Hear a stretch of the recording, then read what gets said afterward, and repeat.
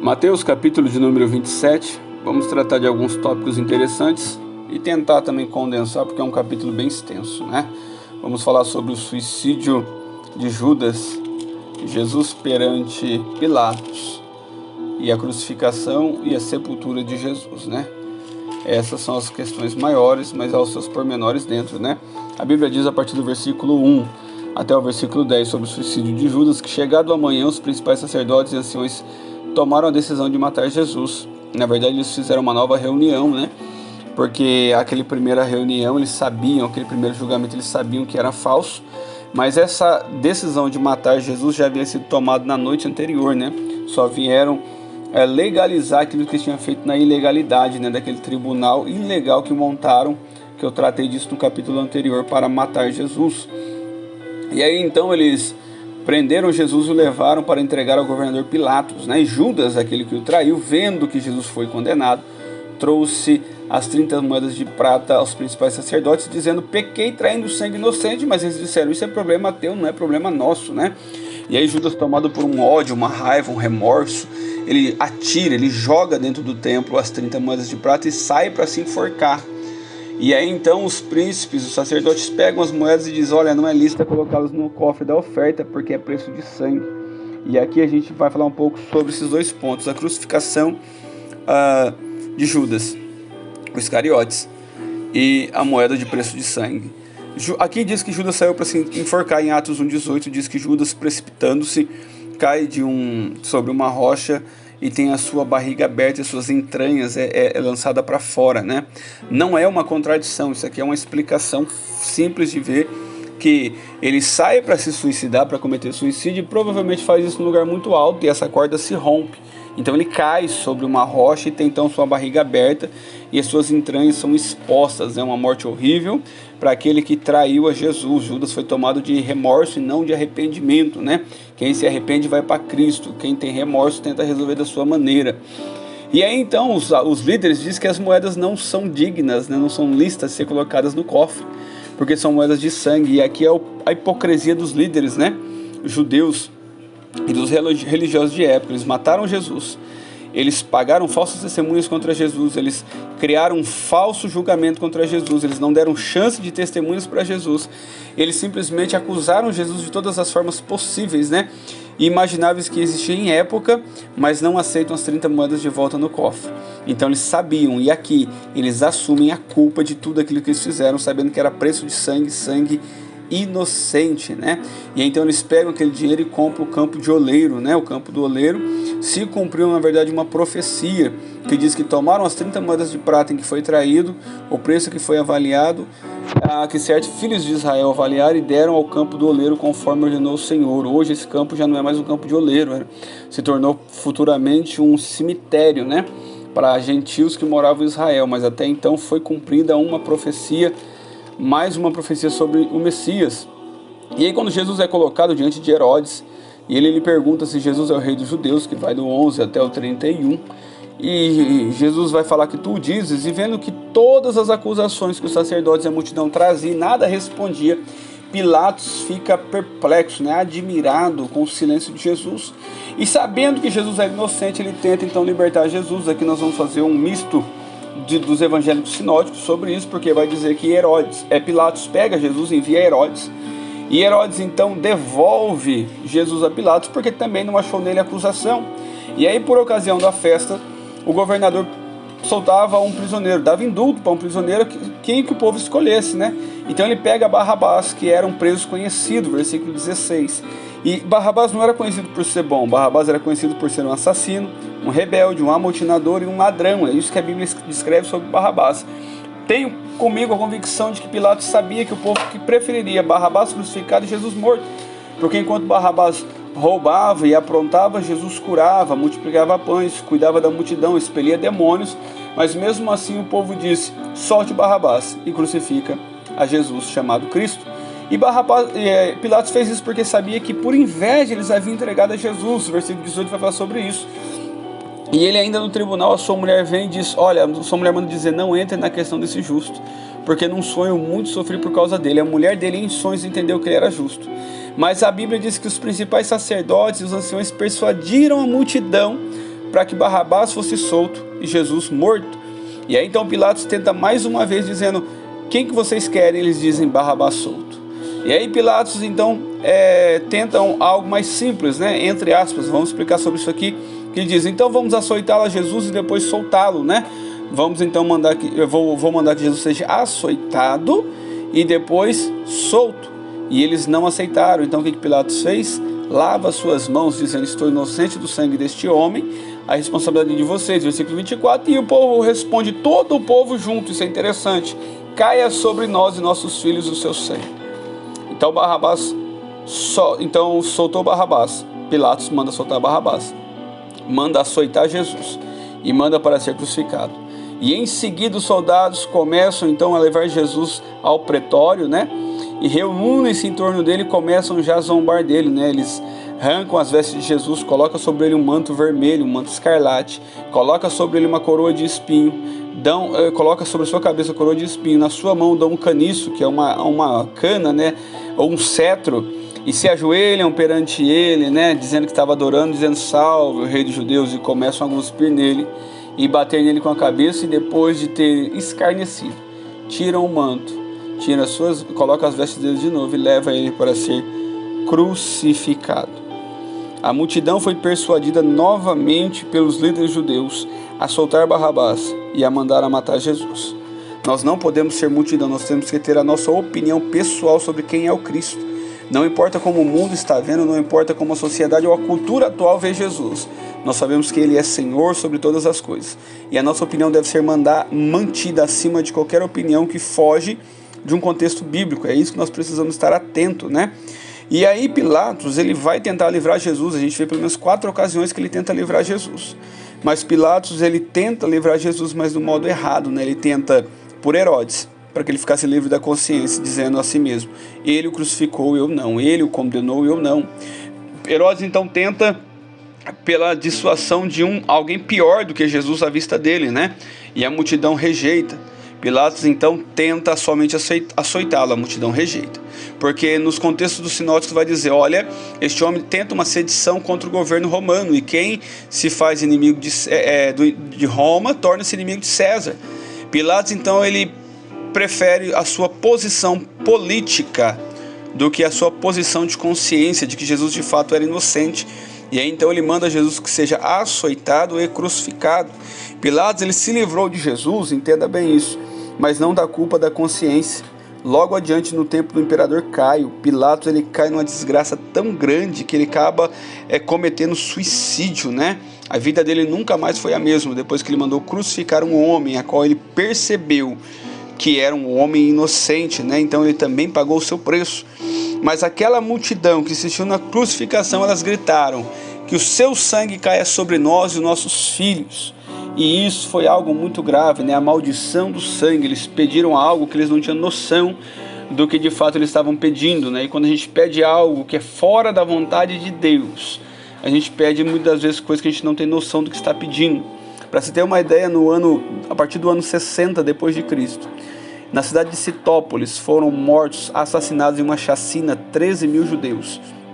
Depois em Alexandria, ainda no ano de 66 depois de Cristo, eles tinham 2 bairros lá que eram de judeus, né? Dominados por judeus, e lá foram assassinados 50 mil judeus.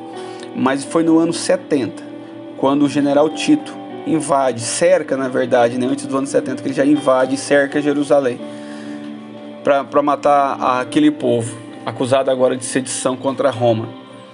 Quando ele entra na cidade no ano 70, Flávio José vai descrever que por dia eram mortos mais de 500 pessoas, penduradas em cruzes, até que se faltava madeiro para fazer cruz.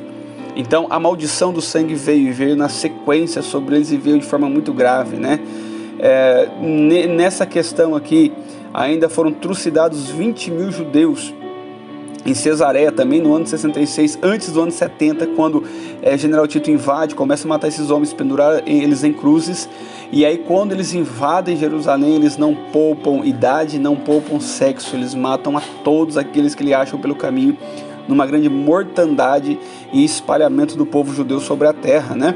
Logo mais adiante, né, na história a gente vai ver aí também o holocausto e a perseguição que o povo judeu corre até os dias de hoje, mas aquele povo que pediu que caísse sobre ele e sobre os seus filhos o sangue de Jesus, eles receberam sobre si a condenação da maldição que eles estavam pedindo sem ter noção do que de fato eles estavam pedindo. E aí da crucificação de Jesus a gente vai tratar ela do versículo 32 até o 56, né? Vai englobar todo o contexto aí da crucificação.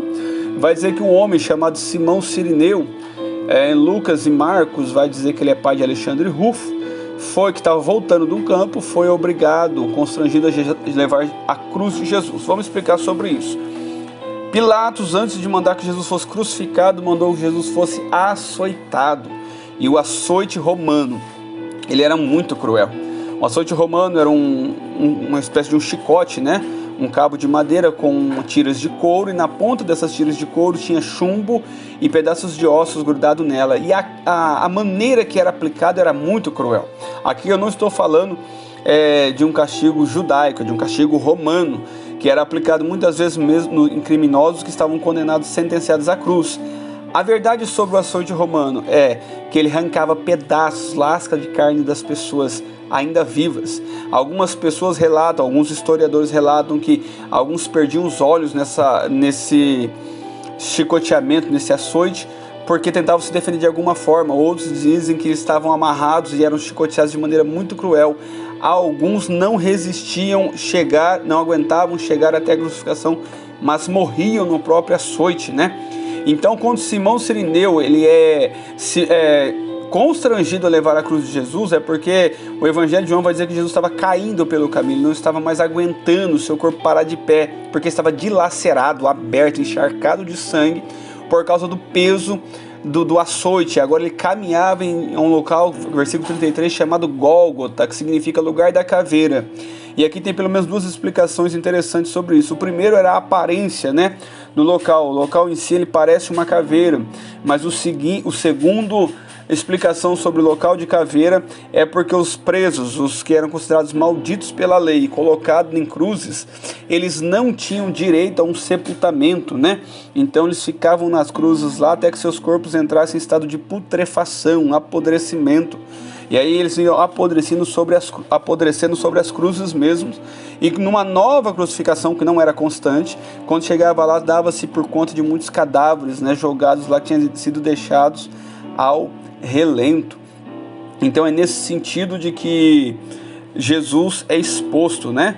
Do 27 ao 31, voltando um pouco antes, os soldados despem Jesus, deixam ele nu, colocam um manto escarlate, como eu já falei, uma coroa de espinho, um cetro ou um caniço na sua mão, se ajoelham perante ele, zombando, gospem, bate com o caniço na cabeça dele, tira o manto, coloca suas vestes e leva para ser crucificado. Antes de ser crucificado, Jesus ele é açoitado, como eu disse, passa todo esse sofrimento.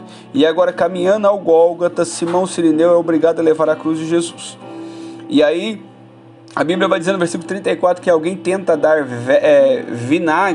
vinho misturado com fel, vinho misturado com fel, mas Jesus, provando, não quis beber, porque o vinho com fel, ele tinha dois propósitos. Ele era anestésico, ele é aliviador de Jesus, mas ele também deixaria Jesus inconsciente. Jesus estava mostrando que ele não estava ali por acaso, ele não estava naquela cruz por uma ocasião do ocaso, não, por coisas do ocaso, não, ele estava ali em plena consciência de que ele estava ali para beber o cálice da ira do Todo-Poderoso. Jesus não queria perder a sua consciência, porque ele precisava dali dar um grito de vitória, dizendo: eu sei o que eu estou fazendo e eu sei o que eu estou pagando por vocês. E aí então a Bíblia diz que os soldados repartem as suas vestes, que era normal, né? Os soldados ficarem com as vestes dos criminosos e lançam sobre si a sua túnica. O que eles não sabiam é que em Jesus, lançando sorte sobre a túnica, eles estavam cumprindo mais uma profecia messiânica, né? E aí então coloca-se sobre Jesus uma acusação em 3 idiomas, hebraico, grego e latim. Este é Jesus de Nazaré, o rei dos judeus, né? E as pessoas então passavam por eles e iam maneando a cabeça daquela acusação que estava sobre a sua cruz. E as pessoas, e o versículo 38 vai dizer que Jesus foi crucificado entre 2 assaltantes, né? Foi colocado entre 2 criminosos, se cumprindo mais uma profecia messiânica de Isaías 53, que diz: foi contado entre os transgressores, né? Do 39 ao 44, mais zombaria, mais escárnio, mais descrença do Cristo crucificado. E mais o cumprimento do Salmo 22, de todo o sofrimento que Jesus passaria, né? E aqui a gente vê que as pessoas maneiam a cabeça, zombam de Jesus. Os mesmos que outrora gritavam Hosana, glória ao Senhor nas alturas, agora maneiam a cabeça e desprezam aquele que até agora estava a serviço deles. E aí o versículo 45, para a gente ganhar tempo, vai dizer que houve da hora sexta até a hora nona trevas sobre a face da terra. Do meio-dia às 3 horas da tarde, o sol se escureceu. Houve-se um eclipse, algo sobrenatural para o dia e hora e ocasião.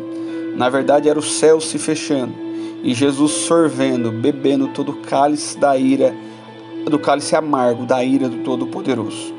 Na hora sexta ele então dá um grito dizendo: Eli, Eli, lama sabachthani, Deus meu, por que me desamparaste? Jesus ele entra num momento de agonia e aflição profunda, porque céus e terra abandonaram Jesus, desampararam Jesus. Jesus agora se encontrando sozinho na cruz, Cristo, ele desce ao mais profundo do inferno. Na cruz, Cristo se fez maldição e pecado no meu e no seu lugar. Na cruz, Cristo bebeu o cálice amargo da ira do Deus Todo-Poderoso. Na cruz, Cristo enfrentou aquilo que ele temeu no Getsemane, porque no Getsemane ele diz: Pai, se possível passa de mim esse cálice, mas todavia seja feita a sua vontade. Na cruz ele bebe o cálice amargo da ira do Todo-Poderoso. E aí alguns que estavam lá acreditavam que ele estava chamando Elias, porque ele usa uma expressão aramaica ali, né? Eli, Eli, lama sabachthani. E aí alguém dá uma esponja embebida em vinagre para que Jesus bebesse. E outros dizem: não ajudem, vamos esperar para ver se Elias vem socorrê-lo. Versículo 48, ainda mais uma zombaria sobre tudo que Jesus tinha falado sobre ser filho de Deus, né? E aí a Bíblia vai dizer no versículo 50 que Jesus gritou, clamou com grande voz e rendeu o espírito. João vai explicar que esse grito era: está consumado, está pago. E nesse mesmo instante, versículo 51, o véu do templo se rasga em 2 partes de alto a baixo. A terra treme e fende-se as rochas. Há um terremoto, um abalo sísmico em Jerusalém. Abre-se os sepulcros e os corpos de muitos santos que dormiam ressuscitaram. Sai dos sepulcros. Depois da ressurreição de Jesus, entram na cidade santa e apareceram a muitos. Eles saíram do sepulcro, entraram na cidade santa e apareceram a muitos. Há um ponto interessante aqui: o véu do templo sendo rasgado de alto a baixo, só poderia ser rasgado por Deus. Esse véu remete ao véu do santuário do Santo dos Santos, o lugar onde o sumo sacerdote só poderia entrar uma vez por ano, e assim mesmo para fazer expiação pelo seu pecado e o pecado do povo. Quando o véu é rasgado do alto a baixo, a gente entende que Deus, em Cristo, refaz o caminho do homem até ele. Deus está dizendo: o caminho está liberado, o caminho está livre, não existe mais um véu tapando vocês, mantendo vocês longe da minha presença. Era Deus dizendo: em Cristo, na morte do meu filho, eu me satisfaço com a justiça, e agora vocês têm livre acesso ao Pai, através do Filho. E foi algo tão sobrenatural que os sepulcros de muitos mortos de muitos mortos se abriu e eles ressuscitaram. E aí a Bíblia vai dizer: apareceram a muitos. Alguns vão dizer, algumas tradições, que apareceram aos seus familiares. A gente vai entender que eram pessoas provavelmente que morreram recentemente, né, que não faz diferença nenhuma porque estavam mortos.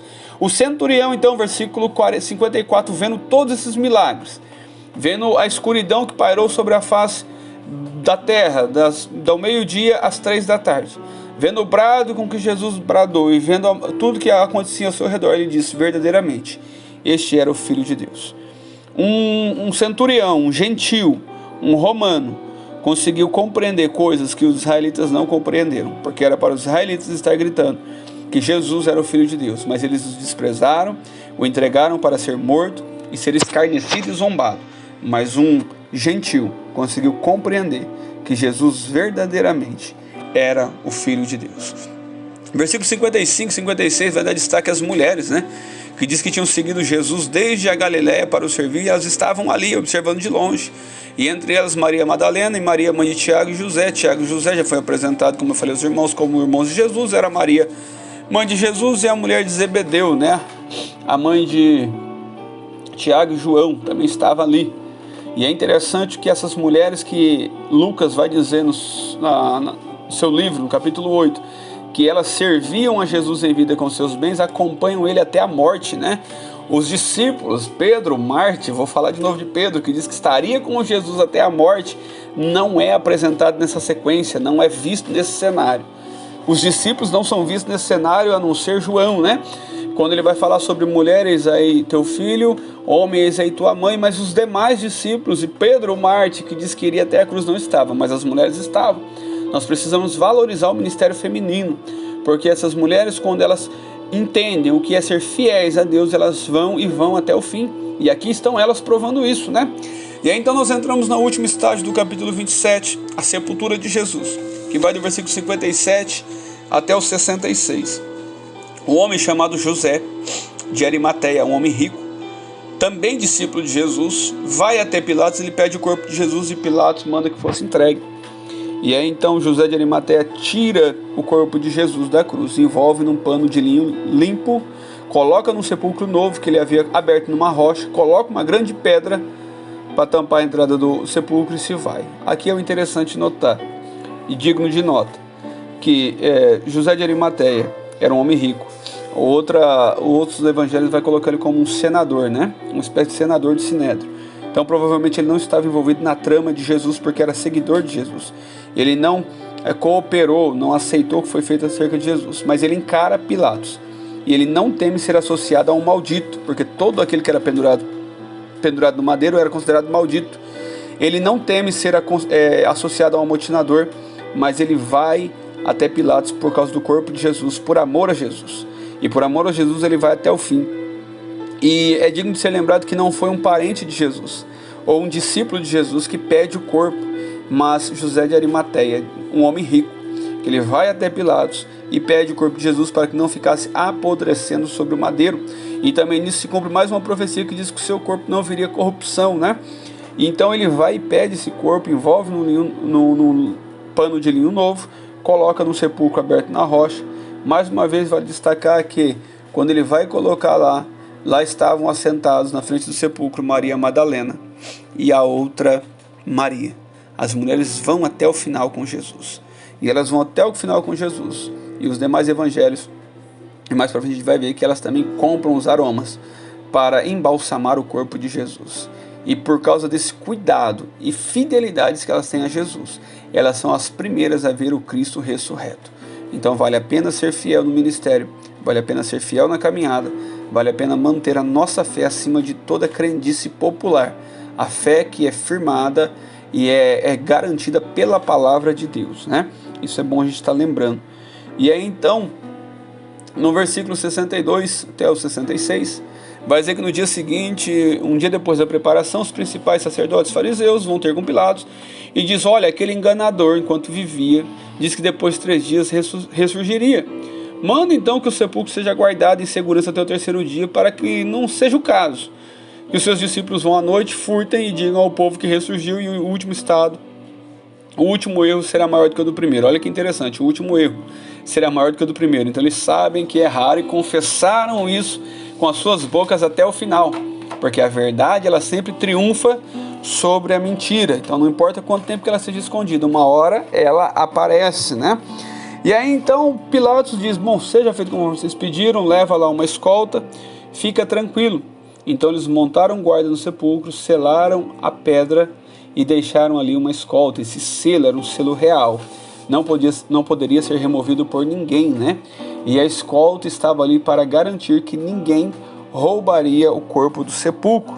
O que eles não sabiam é que Jesus se levantaria ao 3º dia, matando o império da morte, e se levantaria triunfante como rei e restaurador dos caídos.